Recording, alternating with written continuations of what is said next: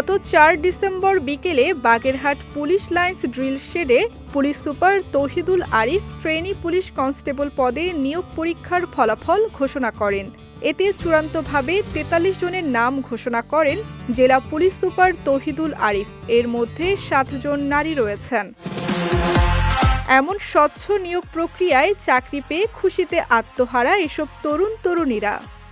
আমার এটা জিজ্ঞেস ছিল যে আমরা ৩ ভাই বোনের ভিতর দিয়ে একজনের সরকারি চাকরি, এই যে চাকরিটা হয়েছে ১২০ টাকার বিনিময়ে এবং স্বচ্ছভাবে মেধার তালিকা হিসেবে এই চাকরি হয়েছে। আমার সে আশা পূরণ হয়েছে এবং গর্বিত আমার ছিলেন মেয়ের জন্য। জেলা পুলিশ সুপার তৌহিদুল আরিফ জানান, নিয়োগপ্রাপ্তরা শতভাগ স্বচ্ছতা, দুর্নীতিমুক্ত ও ঘুষমুক্তভাবে উত্তীর্ণ হয়েছেন।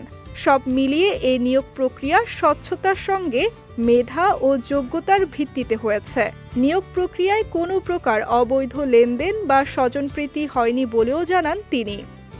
যে ৪৩ জন আমার এখান থেকে নিয়োগপ্রাপ্ত হয়েছে সম্পূর্ণ মেধার ভিত্তিতে, তারা তাদের যোগ্যতার স্বাক্ষর রাখবে এবং পরবর্তীতে পুলিশ বাহিনীতে বড় অবদান রাখবে এবং দেশ এবং জাতির সেবা করার একটা বড় সুযোগ পাবে। আমার পুলিশ বাহিনী গর্বিত হবে।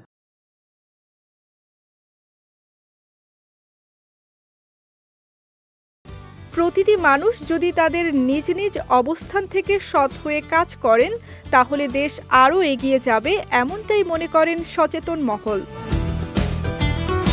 বিজয় টিভি নিউজ ডেস্ক।